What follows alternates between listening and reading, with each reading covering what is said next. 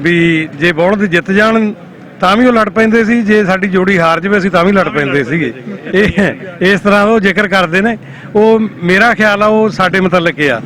ਤੇ ਜਦ ਇਹ ਗੱਲ ਦਾ ਮੈਨੂੰ ਪਤਾ ਲੱਗਿਆ ਤਾਂ ਮੈਂ ਕਿਹਾ ਚਲੋ ਜੇ ਉਹ ਨਹੀਂ ਆ ਸਕਦੇ ਤਾਂ ਮੈਂ ਕੋਸ਼ਿਸ਼ ਕਰਕੇ ਦੇਖ ਲਵਾਂ। ਤੇ ਮੈਨੂੰ ਸ਼੍ਰੋਮਣੀ ਗੁਰਦੁਆਰਾ ਪ੍ਰਬੰਧਕ ਕਮੇਟੀ, ਕਿਉਂਕਿ ਮੈਂ ਉਹਨਾਂ ਦਾ ਵਕੀਲ ਵੀ ਹਾਂ ਉੱਥੇ ਕਮੇਟੀ ਦਾ, ਤੇ ਜੋ ਲੋਕਲ ਕੇਸ ਹੁੰਦੇ ਨੇ ਉਹਨਾਂ ਰਾਹੀਂ ਮੈਂ ਕਰਦਾ।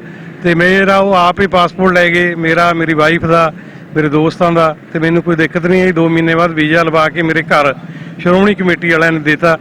ਬੜੀ ਮਨ 'ਚ ਇੱਛਾ ਸੀ, ਚਾਹ ਸੀ ਵੀ ਜਾ ਕੇ ਕੋਸ਼ਿਸ਼ ਕਰਾਂਗੇ, ਮਿਲਾਂਗੇ। ਚਲੋ ਕੋਈ ਗੱਲ ਨਹੀਂ, ਅਸੀਂ ਨਹੀਂ ਵੀ ਮਿਲ ਸਕੇ ਤਾਂ ਅਸੀਂ ਉਹਨੂੰ ਅੱਖਾਂ ਨਾਲ ਦੇਖ ਸਕਦੇ ਹਾਂ, ਉਹ ਜਿਉਂਦੇ ਨੇ। ਤੇ ਇਸ ਕਰਕੇ ਅਸੀਂ ਅੱਜ ਉਹਨਾਂ ਨੂੰ ਮਿਲਣ ਆਏ ਸੀਗੇ, ਤੇ ਨਾਲ ਤੁਹਾਨੂੰ ਮਿਲਣ ਆਏ ਸੀ। ਨਾਲ ਵਕੀਲ ਸਾਹਿਬ ਸੀ, ਸ਼ਾਇਦ ਉਹ ਨਹੀਂ ਆ ਸਕੇ ਹੈਗੇ। ਤੇ ਇਹਨਾਂ ਸਾਰਿਆਂ ਨਾਲ ਅਸੀਂ ਚਾਹੁੰਦੇ ਸੀ ਚਲ ਪ੍ਰਮਾਤਮਾ ਨੇ ਸਾਡੀ ਮੁਲਾਕਾਤ ਕਰਾਤੀ। ਤੇ ਮੇਰੇ ਨਾਲ ਸਾਡੇ ਪਿੰਡ ਦੇ ਬਿਲਕੁਲ ਨਜ਼ਦੀਕ ਦੇ ਪਿੰਡ ਸਾਹਾਵਾਣਾ ਇਹਨਾਂ ਦਾ, ਜੋ ਕਿ ਸਾਡੇ ਪਿੰਡ ਦੇ ਨਾਲ ਲੱਗਦਾ। ਬਾਬਾ ਜੀ ਜ਼ਿਕਰ ਵੀ ਕਰਦੇ ਨੇ ਬੁੱਢੇਵਾਲ ਸਾਹਾਵਾਣਾ। ਹਾਂਜੀ, ਬੁੱਢੇਵਾਲ ਦੇ ਸਾਡੇ ਪਿੰਡ ਬੈਠੇ ਬੰਦੇ। ਹਾਂਜੀ, ਇਹ ਸਾਹਾਵਾਣੇ ਦੇ ਨੇ ਸਾਰੇ। ਇਹ ਸਰਪੰਚ ਸਾਹਿਬ ਨੇ ਸਾਹਾਵਾਣੇ ਦੇ, ਪ੍ਰੀਤਮ ਸਿੰਘ। ਇਹ ਉੱਥੇ ਜਥੇਦਾਰ ਨੇ ਸਾਡੇ ਅਜੀਤ ਸਿੰਘ। ਇਹ ਉਸ ਪਿੰਡ ਦੇ ਸਾਹਿਬ ਬਚਿੱਤਰ ਸਿੰਘ ਨੇ।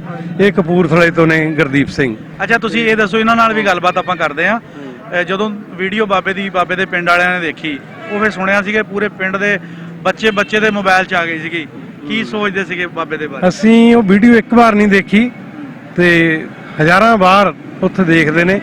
ਅੱਜ ਵੀ ਜਦ ਮੈਂ ਆਇਆ, ਕੁਛ ਮੇਰੀਆਂ ਮਸ਼ਰੂਫੀਅਤ ਸੀ, ਮੇਰੇ ਤੋਂ ਪਿੰਡ ਜਾ ਨਹੀਂ ਹੋਇਆ, ਬਿਜੀ ਆ ਮੈਂ ਆਪਦੇ ਪੇਸ਼ੇ ਦੇ ਵਿੱਚ। ਤੇ ਮੈਂ ਚਾਹੁੰਦਾ ਸੀ ਮੈਂ ਉੱਥੇ ਸਾਰੀ ਵੀਡੀਓ ਬਣਾ ਕੇ ਲਿਆਵਾਂ, ਪਰ ਫਿਰ ਵੀ ਮੈਂ ਇੱਕ ਨਿੱਕੀ ਜਿਹੀ ਗਿਫਟ ਆਪਦੇ ਪਿੰਡ ਤੋਂ ਪਾਣੀ ਉਹਨਾਂ ਲਈ ਘੱਟੋ ਘੱਟ ਮੈਂ ਲਿਆ ਸਕਿਆ। ਤੇ ਉਹ ਮੈਂ ਪਾਣੀ ਦੀ ਬੋਤਲ, ਕਿਉਂਕਿ ਸਾਡੇ ਪਿੰਡ ਵਿੱਚ ਬਸਲੀਰੀ ਦਾ ਪਲਾਂਟ ਆ, ਤਾਂ ਕਿ ਮੈਂ ਉਹਨਾਂ ਦੇ ਘਰ ਤੋਂ ਵੀ ਲਿਆ ਸਕਦਾ ਸੀ, ਪਰ ਉਹ ਪਾਣੀ ਥੋੜਾ ਜਿਹਾ, ਕਿਉਂਕਿ ਘਰ ਦਾ ਪੀਣ ਵਾਲਾ ਨਹੀਂ, ਪੋਲਿਊਟਡ ਹੋ ਜਾਂਦਾ।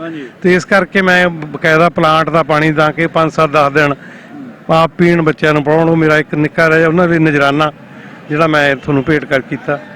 ਤੇ ਉਹ ਤਾਂ ਜੀ ਤੁਹਾਡੇ ਲਿਆਂਦੇ ਹੋ ਤੋਹਫੇ ਬਾਬੇ ਤੱਕ ਪਹੁੰਚਾਂਗੇ, ਔਰ ਉਹਦੀ ਵੀਡੀਓ ਬਣਾ ਕੇ ਵੀ ਤੁਹਾਨੂੰ ਦਿਖਾਵਾਂਗੇ। ਤਾਂ ਕੁਝ ਵੀ ਨਹੀਂ ਹੈ ਜੀ ਤੋਹਫੇ ਤਾਂ। ਫਿਰ ਤਾਂ ਇਹ ਮੁਹੱਬਤ ਦੇ ਤਬਾਦਲੇ ਆ ਜੀ। ਹਾਂ ਬਿਲਕੁਲ। ਹੋਰ ਬੰਦਾ ਆਪਣੇ ਘਰੇ ਹੀ ਰਹਿੰਦਾ, ਪਾਉਂਦਾ ਖਾਂਦਾ, ਸਾਰਾ ਕੁਝ ਹੈ, ਲੇਕਿਨ ਇਹ ਚੀਜ਼ਾਂ ਜਿਹੜੀਆਂ ਬੜੀਆਂ ਕੀਮਤੀ ਹੋ ਜਾਂਦੀਆਂ ਜਦੋਂ ਬੰਦਾ ਤੋਹਫੇ ਦੀ ਸ਼ਕਲ 'ਚ। ਹਾਂ, ਤੇ ਮੈਨੂੰ ਬਹੁਤ ਸਾਡੀ ਇੱਛਾ ਸੀ ਉਹਨਾਂ ਦੀਆਂ ਮੁਲਾਕਾਤਾਂ ਤੁਹਾਡੇ ਰਾਹੀਂ, ਉਹਨਾਂ ਦੀਆਂ ਬੋਲੀਆਂ ਸੁਣਦੇ ਆ। ਅੱਛਾ, ਬੋਲੀਆਂ ਤੋਂ ਯਾਦ ਆਇਆ, ਉਹ ਬਾਬਾ ਜੀ ਅਕਸਰ ਕਹਿੰਦੇ ਕਿ ਲੋਕ ਮੈਨੂੰ ਕਹਿਣਗੇ ਵੀ ਇਹ ਬੁੱਢੇ ਬਾਰੇ ਕੀ ਕੰਮ, ਕਿਹੜੇ ਕੰਮੀ ਪਿਆ ਬੋਲੀਆਂ ਪਾਣਾ।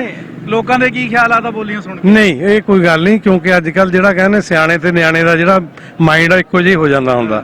ਜਿਹੜੀ ਮੈਚਿਓਰਟੀ ਵਾਲੀ ਏਜ ਹੁੰਦੀ ਹੈ ਨਾ, ਉਹ ਇਹ ਗੱਲਾਂ ਬੰਦਾ ਉਦੋਂ ਸੋਚਦਾ ਜਦ ਕੋਈ ਸਟੇਟਸ ਬਿਲਡ ਕਰਨਾ ਹੁੰਦਾ। ਇਸ ਵੇਲੇ ਬਾਬਾ ਜੀ ਵੀ ਜ਼ਿੰਦਗੀ ਦੇ ਆਖਰੀ ਦਮਾਂ ਤੇ ਨੇ, ਤੇ ਜੇ ਉਸ ਵੇਲੇ ਵਿੱਚ ਕੋਈ ਰੋਮਾਂਟਿਕ ਗੱਲ ਉਹ ਯਾਦ ਕਰ ਦਿੰਦੇ ਨੇ। ਉਹ ਕੋਈ ਇਸ ਕਰਕੇ ਨਹੀਂ ਕਰਦੇ ਵੀ ਉਹ ਬੁੱਢੇ ਨੂੰ ਸਾਡੀ ਖੁਸ਼ੀ ਲਈ ਕਰਦੇ ਨੇ, ਵੀ ਮੇਰੇ ਕੋਲ ਇਹ ਆਰਟ ਵੀ ਹੈਗੀ, ਮੈਂ ਇਸ ਤਰ੍ਹਾਂ ਵੀ ਕਰ ਸਕਦਾ। ਆਰਟ ਤੋਂ ਹਟ ਕੇ ਜੀ ਉਹ ਆਪਣਾ ਜਿਹੜਾ ਵਕਤ ਆ ਉਹਨਾਂ ਨੇ ਗੁਜ਼ਾਰਿਆ, ਉਹ ਤੁਹਾਡੇ ਅੱਗੇ ਸ਼ੇਅਰ ਕਰਦੇ ਆ ਕਿ ਸਾਡੇ ਦੌਰ ਦੇ ਵਿੱਚ ਆ ਕੰਮ ਹੁੰਦੇ ਸੀਗੇ। ਬਿਲਕੁਲ ਬਿਲਕੁਲ। ਉਹ ਬਚਪਨ, ਕਿਉਂਕਿ ਸਾਡੇ ਕੋਲੋਂ ਬਚਪਨ ਆਏ ਨੇ, ਤੇ ਅਸੀਂ ਤਾਂ ਸਾਨੂੰ ਅੱਜ ਵੀ ਉਹਨਾਂ ਦਾ ਰੂਪ ਉਹੀ ਦਿਖਦਾ। ਉਹਨਾਂ ਦੀਆਂ ਬੋਲੀਆਂ ਪਾਉਣੀਆਂ ਸਾਨੂੰ ਕੋਈ ਬੁਢਾਪਾ ਨਹੀਂ ਸ਼ੋਅ ਕਰਦਾ। ਉਹਨਾਂ ਦੀਆਂ ਬੋਲੀਆਂ ਪਾਉਣਾ ਹਲੇ ਵੀ ਸਾਨੂੰ ਉਹਨਾਂ ਦੀ ਬਚਪਨਾ, ਉਹਨਾਂ ਦੀ ਜਵਾਨੀ ਉਹ ਯਾਦ ਕਰਾਉਂਦੇ ਨੇ ਸਾਨੂੰ। ਤੇ ਬਾਕੀ ਸਾਡੇ ਪਿੰਡ ਦੇ ਵਿੱਚ ਬੜੀ ਤਾਂਘ ਸੀ ਵੀ ਬਾਬਾ ਜੀ ਆਉਣਗੇ, ਤੇ ਹੁਣ ਵੀ ਮੈਂ ਆਇਆ। ਸਾਰਿਆਂ ਨੇ ਆਪਣੀਆਂ ਸ਼ੁਭ ਛਾਵਾਂ ਭੇਜੀਆਂ ਨੇ। ਤਾਂ ਬਹੁਤ ਆ ਜੀ ਪਿੰਡ ਵਾਲੇ। ਮੈਂ ਉਡੀਕ ਨਹੀਂ, ਮੈਂ ਤੁਹਾਨੂੰ ਇੱਕ ਨਵੀਂ ਗੱਲ ਦੱਸਣੀ ਚਾਹੁੰਦਾ, ਤੁਸੀਂ ਹੈਰਾਨ ਹੋਵੋਗੇ। ਅਸੀਂ ਪਿੰਡ ਦੇ ਗੁਰਦੁਆਰਾ ਸਾਹਿਬ ਦੇ ਵਿੱਚ ਹਾਲ ਤਿਆਰ ਕਰ ਰਹੇ ਹਾਂ।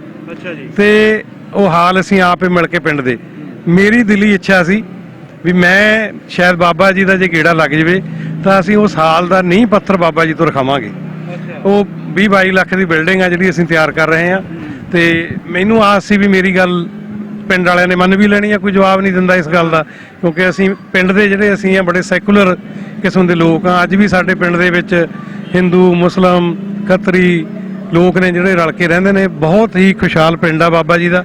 ਚਾਰੇ ਪਾਸੇ ਚੰਡੀਗੜ੍ਹ ਰੋਡ ਦੇ ਉੱਤੇ ਸਿਚੁਏਟ ਆ, ਤੇ ਲੁਧਿਆਣੇ ਤੋਂ 16 ਕਿਲੋਮੀਟਰ ਦੀ ਵਿਸਤੇ ਆ। ਪਿੰਡ ਦੇ ਵਿੱਚ ਹਰ ਕਿਸਮ ਦੀ ਸਹੂਲਤਾਂ, ਡਾਕਟਰੀ ਹਸਪਤਾਲ, ਪਸ਼ੂਆਂ ਦਾ ਹਸਪਤਾਲ, ਪਿੰਡ ਦੀ ਸੁਸਾਇਟੀ, ਪਿੰਡ ਦੇ ਵਿੱਚ ਬਿਜਲੀ ਦਾ ਗ੍ਰਿਡ, ਆਰਓ ਲੱਗੇ ਹੋਏ ਨੇ, ਸੀਵਰੇਜ ਪਲਾਂਟ ਲੱਗੇ ਹੋਏ ਨੇ।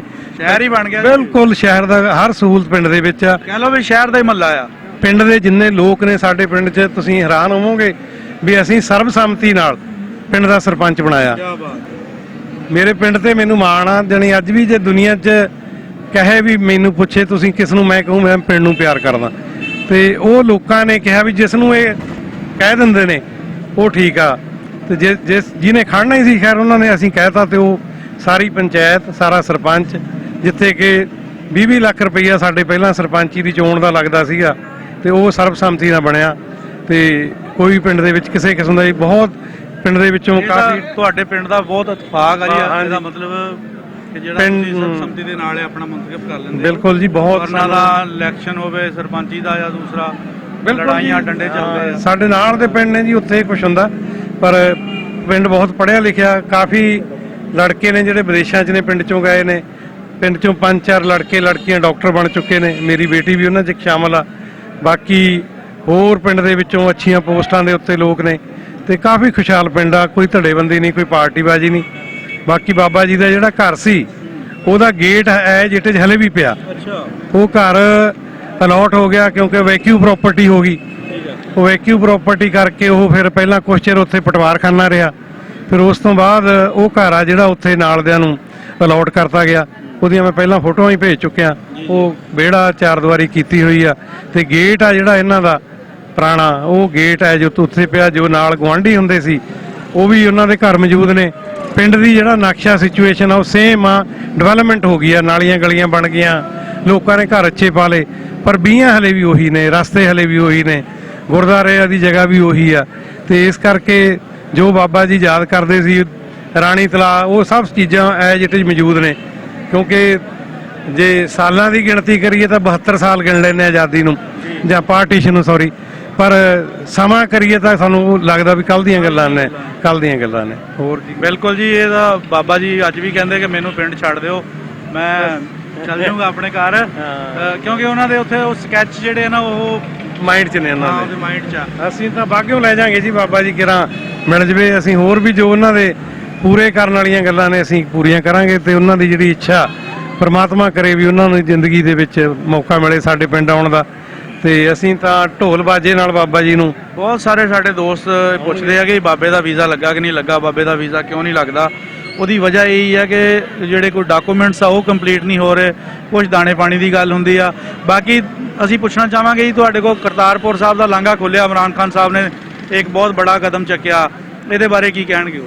ਇਹ ਦੇਖੋ ਜੀ, ਬਹੁਤ ਚਿਰ ਤੋਂ ਸਾਡੇ ਸਿੱਖ ਦੀ ਇੱਕ ਅਰਦਾਸ ਸੀ ਵੀ ਸਾਨੂੰ ਖੁੱਲੇ ਦਰਸ਼ਨ ਦਿਦਾਰੇ ਮਿਲ ਜਾਣ, ਤੇ ਉਸ ਲਈ ਜਿਹੜਾ ਇੱਧਰਲੀ ਗੌਰਮੈਂਟ ਆ ਉਹਨਾਂ ਨੇ ਵੀ ਦਰਿਆ ਦਿਲੀ ਦਿਖਾਈ, ਤੇ ਸਾਡੀ ਗੌਰਮੈਂਟ ਵੱਲੋਂ ਵੀ ਉਹ ਜਿਹੜਾ ਲਾਂਘਾ ਖੁੱਲਿਆ ਉਹਦੇ ਨਾਲ, ਕਿਉਂਕਿ ਗੁਰਦੁਆਰਾ ਸਾਨੂੰ ਅੱਗੇ ਦਿਖ ਰਿਹਾ ਸੀ 4 ਕਿਲੋਮੀਟਰ ਤੇ ਰਾਵੀ ਤੇ ਦੂਰਬੀਨ ਰਾਹੀਂ, ਤੇ ਅੱਜ ਉਹ ਪੁਲ ਬਣਨ ਦੇ ਨਾਲ ਹਰ ਰੋਜ਼ ਜਿਵੇਂ 5000 ਬੰਦਾ ਉਹਨੂੰ ਵਿਜ਼ਿਟ ਕਰ ਸਕੂਗਾ। ਮੇਰਾ ਖਿਆਲ ਆ ਵੀ ਇਹ ਬਹੁਤ ਵੱਡਾ ਹੀ ਇਬਾਦਤਗਾਹ ਬਣ ਜੂ ਸਿੱਖਾਂ ਦੇ ਲਈ। ਇਹਦੇ ਨਾਲ ਦੋਨਾਂ ਮੁਲਕਾਂ ਦੀ, ਸਾਡੇ ਡੇਰਾ ਬਾਬਾ ਨਾਨਕ ਤੇ ਇਸ ਪਾਸੇ ਕਰਤਾਰਪੁਰ, ਤੇ ਜੋ ਕਿ ਰੋਹੀ ਦੇ ਵਿੱਚ ਸੀ, ਤੇ ਉੱਥੇ ਬੜੀ ਬਿਜ਼ਨਸ, ਟ੍ਰੇਡ ਸੈਂਟਰ, ਹੋਟਲ, ਦੁਕਾਨਾਂ, ਲੋਕਾਂ ਨੂੰ ਰੁਜ਼ਗਾਰ ਵਧੂਗਾ। ਜਿੱਦਣ ਜੀ ਐਲਾਨ ਹੋਇਆ ਕਰਤਾਰਪੁਰ ਲਾਂਘੇ ਦਾ, ਉਦਣ ਉਸੇ ਰਾਤ ਜ਼ਮੀਨ ਜਿਹੜੀ 10 ਲੱਖ ਵਾਲੀ ਉਹ 50 ਲੱਖ ਦੀ ਹੋ ਗਈ। ਬਿਲਕੁਲ ਜੀ, ਇਹ ਦੋਨਾਂ ਸਾਈਡਾਂ ਤੇ ਆ। ਈਵਨ ਸਾਡੇ ਡੇਰਾ ਬਾਬਾ ਨਾਨਕ ਇਹੀ ਸੀ ਜਿਹੜਾ 15 ਲੱਖ ਨੂੰ ਏਕੜ ਸੀ, ਅੱਜ 50 ਲੱਖ ਹੋਈ ਪਈ ਆ। ਤੇ ਇਹ ਡਿਵੈਲਪਮੈਂਟ ਤਾਂ ਹੋਈ ਆ, ਤੇ ਇਹਦੇ ਨਾਲ ਰੁਜ਼ਗਾਰ ਮਿਲਣਾ ਟੈਕਸੀ ਵਾਲਿਆਂ ਨੂੰ, ਤੇ ਹੋਰ ਜਿੰਨੇ ਕੰਮ ਧੰਦੇ ਵਾਲੇ ਨੇ।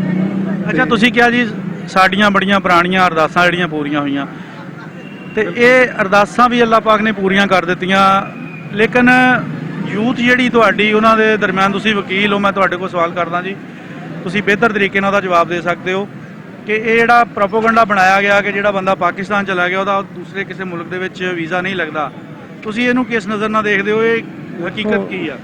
ਜਦਕਿ ਐਸਾ ਹੈ ਨਹੀਂ, ਕਿਉਂਕਿ ਪਾਕਿਸਤਾਨ ਦੀ ਬਹੁਤ ਸਾਰੀ ਕਮਿਊਨਿਟੀ ਜਿਹੜੀ ਦੁਨੀਆ ਦੇ ਮੁਖਤਲਿਫ ਮੁਲਕਾਂ ਦੇ ਵਿੱਚ ਜਾਂਦੀ ਆ, ਆਉਂਦੀ ਆ, ਰਹਿ ਰਹੇ ਆ, ਸਿਟੀਜ਼ਨ ਉੱਥੋਂ ਦੇ ਹੋਏ ਆ। ਇਹ ਪ੍ਰੋਪੇਗੈਂਡਾ ਇੱਕ ਝੂਠਾ ਹੈ, ਕਿਉਂ ਕ੍ਰੀਏਟ ਕੀਤਾ ਗਿਆ? ਦੇਖੋ, ਇਹ ਖੈਰ ਸਾਡੀ ਨਜ਼ਰ 'ਚ ਤਾਂ ਨਹੀਂ ਆਈ ਇਹ ਗੱਲ, ਵੀ ਕਹਿੰਦੇ ਨੇ, ਸੁਣਦੇ ਹੀ ਆ ਅਸੀਂ, ਸਾਨੂੰ ਕਿਹਾ ਕਿਸੇ ਨੇ ਨਹੀਂ। ਵੀਜ਼ਾ ਹੁਣ ਮੇਰੇ ਅਮਰੀਕਾ ਦੇ ਵੀ ਲੱਗੇ ਹੋਏ ਨੇ, ਕੈਨੇਡਾ ਦੇ ਵੀ ਲੱਗੇ ਹੋਏ ਨੇ, ਸਾਰਿਆਂ ਦੇ ਸਾਡੇ ਨੰਬਰ ਆਫ ਟਾਈਮ ਗਏ ਆ, ਤੇ ਕੋਈ ਇਸ ਤਰ੍ਹਾਂ ਸਮੱਸਿਆ। ਮੇਰੇ ਤਾਂ ਰਾਦਰ ਜਾਂ ਮੇਰੀ ਵਾਈਫ ਨੇ ਕਿਹਾ ਵੀ ਮੈਨੂੰ ਜਾਣਾ ਮੁਸ਼ਕਲ ਆ, ਇੱਧਰ ਆ ਨਹੀਂ ਸਕਦੀ। ਮੇਰਾ ਬੇਟਾ ਗੁੱਸੇ ਹੁੰਦਾ ਸੀ ਉਹ ਵੀ ਮੈਂ ਚੱਲਦਾ, ਜੇ ਪਹਿਲਾਂ ਪਤਾ ਹੁੰਦਾ ਮੈਂ ਆਪ ਚੱਲਦਾ। ਤੇ ਇਸ ਲਈ ਸਾਡੇ ਮਨ 'ਚ ਇਹੋ ਜਿਹੀ ਕੋਈ ਗੱਲ ਨਹੀਂ ਹੈ, ਤੇ ਨਾ ਹੀ ਕਦੇ ਮੇਰਾ ਖਿਆਲ ਆ, ਕਿਉਂਕਿ ਪਾਕਿਸਤਾਨ ਇੱਕ ਸੋਵਰਨ ਕੰਟਰੀ ਆ, ਕੌਣ ਇਹ ਗੱਲ ਕਹਿ ਸਕਦਾ? ਕੌਣ ਇਸ ਤਰ੍ਹਾਂ ਦੀ ਕੰਡੀਸ਼ਨ? ਇਹ ਤਾਂ ਮੇਰਾ ਖਿਆਲ ਆ ਵੀ ਕਿਸੇ ਕੰਟਰੀ ਦੀ ਸੋਵਰਨਟੀ ਦੇ ਖਿਲਾਫ ਆ, ਜਿਹੜੀ ਉਹਦੀ ਪ੍ਰਭੂ ਸੱਤਾ ਉਹਦੇ ਖਿਲਾਫ ਹੈ ਇਹ ਗੱਲ ਵੀ ਤੁਸੀਂ ਪਾਕਿਸਤਾਨ 'ਚ ਗਏ ਹੋ ਤਾਂ ਸਾਨੂੰ ਇਸ ਕੰਟਰੀ ਦਾ ਵੀਜ਼ਾ ਨਹੀਂ ਮਿਲਣਾ। ਪਾਕਿਸਤਾਨ ਇੱਕ ਸੈਪਰੇਟ ਨੇਸ਼ਨ ਆ, ਇੱਕ ਸੈਪਰੇਟ ਕੰਟਰੀ ਆ, ਸਟੇਟ ਆ, ਉਹਦੀ ਟੈਰੀਟਰੀ ਆ, ਉਹ ਗਵਰਨਮੈਂਟ ਆ ਉਹਦੀ।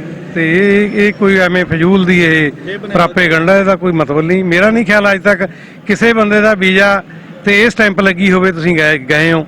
ਇਹ ਇੱਕ ਸਟੇਟ ਆਫ ਮਾਈਂਡ ਆ, ਜੋ ਮਰਜ਼ੀ ਸੋਚੀ ਜਾਵੇ, ਪਰ ਇਸ ਤਰ੍ਹਾਂ ਦੀ ਕੁਝ ਏਜੰਟਾਂ ਦੇ ਪੈਦਾ ਕੀਤੇ ਹੋਏ ਜਿਹੜੇ ਖਦਸ਼ੇ ਆ। ਬਿਲਕੁਲ ਜੀ, ਇਹ ਹੁਣ ਇਸ ਤਰ੍ਹਾਂ ਦਾ ਪ੍ਰੋਪੇਗੰਡਾ ਚੱਲਦਾ ਰਹਿੰਦਾ। ਸਰ ਤੁਸੀਂ ਐਂਡ ਤੇ ਕੀ ਪੈਗਾਮ ਦੇਣਾ ਚਾਹੋਗੇ ਆਪਣੇ ਚੜ੍ਹਦੇ ਪੰਜਾਬ ਦੀ ਯੂਥ ਨੂੰ? ਅਸੀਂ ਤਾਂ ਕਹਾਂਗੇ ਵੀ ਦੇਖੋ, ਅਸੀਂ ਜਾ ਕੇ ਆਏ ਆ, ਮੈਂ ਤਾਂ ਉਸ ਜਨਰੇਸ਼ਨ ਦੇ ਵਿੱਚੋਂ ਆ ਜਿਹੜੇ ਉੱਥੇ ਹੀ ਪੈਦਾ ਹੋਏ। ਸਾਡਾ ਕੋਈ ਪਰਿਵਾਰ ਦਾ ਬੰਦਾ ਕੋਈ ਪਾਕਿਸਤਾਨ ਦੇ ਵਿੱਚ ਨਹੀਂ ਸੀ, ਅਸੀਂ ਉੱਥੇ ਹੀ ਪੈਦਾ ਹੋਏ। ਤੇ ਇੱਥੇ ਆ ਕੇ ਜੋ ਠੀਕ ਆ, ਕਈ ਵਾਰ ਪ੍ਰੈਸ ਦੇ ਵਿੱਚ ਆ ਜਾਂਦਾ, ਖਬਰਾਂ ਹੁੰਦੀਆਂ ਨੇ, ਪੜ੍ਹ ਕੇ ਮਨ ਦੇ ਵਿੱਚ ਹੋਰ ਪ੍ਰਭਾਵ ਪੈਂਦਾ। ਪਰ ਅਸੀਂ ਇੱਥੇ ਆਏ ਆ, ਸਾਨੂੰ ਇੱਥੇ ਦੇ ਲੋਕ ਜਿਹੜੇ ਸਿੰਧੀ ਬਾਬੇ ਦੇ ਸੇਵਕ ਨੇ ਤੇ ਪਿਸ਼ਾਵਰ ਦੇ ਲੋਕ ਵੀ ਮਿਲੇ ਨੇ। ਕੋਈ ਗੱਲ ਨਹੀਂ ਹੈਗੀ, ਸਭ ਡਿਵੈਲਪਮੈਂਟ ਨੇ। ਉਹਨਾਂ ਦੇ ਬੱਚਿਆਂ ਨਾਲ ਤੁਸੀਂ ਹੈਰਾਨ ਹੋਵੋਗੇ ਵੀ ਉਹਨਾਂ ਦੇ 6-6 ਮਹੀਨੇ ਦੇ ਬੱਚੇ ਵੀ ਇੱਥੇ ਆਏ ਹੋਏ ਨੇ ਬਾਬੇ ਦੇ ਜਨਮ ਦਿਨ ਮਨਾਉਣ ਦੇ ਲਈ। ਤੇ ਸਾਨੂੰ ਕੋਈ ਇਹੋ ਜਿਹਾ ਪਰਿਵਾਰ ਨਹੀਂ ਮਿਲਿਆ ਇੱਥੇ ਜੋ ਪਾਕਿਸਤਾਨ 'ਚ ਰਹਿੰਦੇ ਨੇ ਵੀ ਜਿਨ੍ਹਾਂ ਨੂੰ ਕਿਸੇ ਕਿਸਮ ਦੀ ਉਹਨਾਂ ਦੀ ਇਕਨੋਮਿਕ ਡਿਵੈਲਪਮੈਂਟ ਦੇ ਵਿੱਚ, ਉਹਨਾਂ ਦੀ ਪਰਸਨਲ ਡਿਵੈਲਪਮੈਂਟ ਦੇ ਵਿੱਚ, ਜਾਂ ਕੋਈ ਉਹਨਾਂ ਦੇ ਮਿਨੋਰਟੀ ਦੇ ਖਿਲਾਫ ਕੋਈ ਪਾਕਿਸਤਾਨ ਦੇ ਵਿੱਚ ਇਸ ਤਰ੍ਹਾਂ ਦਾ ਸਲੂਕ ਹੁੰਦਾ ਹੋਵੇ। ਜਾਂ ਲੋਕ ਬੜਾ ਪਿਆਰ ਕਰਦੇ ਨੇ, ਜਿੱਥੇ ਜਾ ਕੇ ਖੜਦੇ ਆ 100 ਬੰਦਾ ਸਾਡੇ ਇਰਦ ਗਿਰਦ ਇਕੱਠਾ ਹੋ ਜਾਂਦਾ। ਕਿਉਂਕਿ ਤੁਸੀਂ ਹੈਰਾਨ ਹੋਵੋਗੇ, ਜਿਹੜੇ ਸਾਡੇ ਬੰਦੇ ਆਏ ਨੇ ਇਹ 'ਚ 50% ਉਹ ਲੋਕ ਨੇ ਜਿਨ੍ਹਾਂ ਦੇ ਵਡੇਰੇ ਇੱਥੋਂ ਉੱਠ ਕੇ ਗਏ ਹੋਏ ਨੇ, ਮਾਈਗ੍ਰੇਟਡ ਨੇ। ਉਹ ਬੜੇ ਨਮਸਕਾਰ ਕਰਦੇ ਨੇ, ਮਿੱਟੀ ਲੈ ਜਾਂਦੇ ਨੇ। ਦੇਖੋ ਅਸੀਂ ਕੱਲ ਉੱਥੇ ਗੁਰਦੁਆਰਾ ਸਾਹਿਬ 'ਚ ਗਏ, ਉਹ ਮਿੱਟੀ ਭਰ ਰਹੇ ਸੀ ਆਪਦੇ ਸ਼ੀਸ਼ਿਆਂ ਦੇ ਵਿੱਚ। ਕਿੰਨਾ ਦੇਖੋ ਲਗਾ, ਕਿਉਂਕਿ ਬਾਵਜੂਦ ਟੈਨਸ਼ਨ ਦੇ ਵੀ ਆਫਟਰ ਆਲ ਕੋਈ ਚੀਜ਼ ਤਾਂ ਹੈ ਨਾ ਜਿਹੜੀ ਸਾਨੂੰ ਜੋੜੀ ਬੈਠੀ ਆ, ਉਹ ਆ ਬੋਲੀ, ਸਾਡਾ ਪਹਿਰਾਵਾ, ਸਾਡਾ ਕਲਚਰ, ਸਾਡਾ ਖਾਣ ਪੀਣ। ਸਰ ਜੀ, ਜਿਸ ਹਾਲਾਤ ਦੇ ਵਿੱਚ ਆਪਣੇ ਦੋਵੇਂ ਮੁਲਕ ਗੁਜ਼ਰ ਰਹੇ ਸੀਗੇ, ਇਹਨਾਂ ਦੇ ਵਿੱਚ ਕਰਤਾਰਪੁਰ ਦਾ ਲਾਂਘਾ ਖੁੱਲ੍ਹਣਾ, ਇੰਨੀ ਕਸ਼ੀਦਗੀ ਦੇ ਬਾਵਜੂਦ ਮੈਂ ਸਮਝਦਾ ਕਿ ਇੱਕ ਬਹੁਤ ਬੜਾ ਕਦਮ ਆ ਹਕੂਮਤ ਪਾਕਿਸਤਾਨ ਦਾ। ਔਰ ਨਵਜੋਤ ਸਿੰਘ ਸਿੱਧੂ ਸਾਹਿਬ ਨੇ ਇਹਨਾਂ ਦੇ ਮੇਨ ਕਿਰਦਾਰ ਅਦਾ ਕੀਤਾ। ਉਮੀਦ ਕਰਦੇ ਹਾਂ ਜੀ ਅੱਲਾਹ ਪਾਕ ਇਸੇ ਤਰ੍ਹਾਂ ਹੀ ਲਾਂਘਿਆਂ ਦੇ ਨਾਲ ਦਿਲ ਵੀ ਵੱਡੇ ਕਰੀ ਜਾਵੇ ਤੇ ਆਪਣੇ ਦੋਨੇ ਮੁਲਕ ਜਿਹੜੇ ਉਹ ਤਰੱਕੀ ਦੀ ਰਾਹ ਤੇ ਗਾਮਜ਼ਨ ਹੋਣਗੇ ਔਰ ਕਾਫੀ ਮੌਕੇ ਮਿਲਣਗੇ ਇੱਕ ਦੂਸਰੇ ਦੇ ਨਾਲ ਤਿਜਾਰਤ ਕਰਨ ਦੇ। ਬਹੁਤ ਸ਼ੁਕਰੀਆ ਜੀ, ਸਾਡੇ ਮਹਿਮਾਨ ਸਾਡੇ ਨਾਲ ਸੀਗੇ, ਗੱਲਬਾਤ ਹੋਈ, ਬੜਾ ਵਧੀਆ ਲੱਗਾ ਇਹਨਾਂ ਨਾਲ। ਬਾਕੀ ਮਹਿਮਾਨਾਂ ਕੋਲੋਂ ਵੀ ਪੁੱਛਦੇ ਹਾਂ ਕਿ ਇਹਨਾਂ ਨੂੰ ਕਿਸ ਤਰ੍ਹਾਂ ਲੱਗਾ। ਔਰ ਇਹ ਅਸੀਂ ਸੜਕ ਦੇ ਵਿੱਚ ਖੜ ਕੇ ਇੰਟਰਵਿਊ ਇਸ ਕਰਕੇ ਲੈ ਰਹੇ ਹਾਂ ਕਿ ਜਿਹੜਾ ਮਾਹੌਲ ਪੈਦਾ ਕੀਤਾ ਗਿਆ ਆ ਵੀ ਪਤਾ ਨਹੀਂ ਗੁਰਦੁਆਰੇ ਦੇ ਅੰਦਰ ਹੀ ਕੈਦ ਰੱਖਦੇ ਆ, ਨਹੀਂ ਇਹ ਗੱਲ ਨਹੀਂ ਹੈਗੀ। ਸੜਕ ਦੇ ਉੱਪਰ ਫਿਰਦੇ ਆ, ਆਪਣੇ ਘਰਾਂ ਤਰ੍ਹਾਂ ਫਿਰਦੇ ਆ, ਇਹਨਾਂ ਨੂੰ ਕੋਈ ਪ੍ਰੋਬਲਮ ਨਹੀਂ, ਇੱਥੇ ਕਿਸੇ ਕਿਸਮ ਦਾ ਕੋਈ ਮਸਲਾ ਨਹੀਂ ਹੈਗਾ। ਆਜ਼ਾਦੀ ਦੇ ਨਾਲ ਘੁੰਮ ਫਿਰ ਰਹੇ ਆ ਔਰ ਲੋਕ ਇਹਨਾਂ ਨਾਲ ਸੈਲਫੀਆਂ ਬਣਾ ਰਹੇ ਜੀ। ਬਹੁਤ ਸ਼ੁਕਰੀਆ ਜੀ।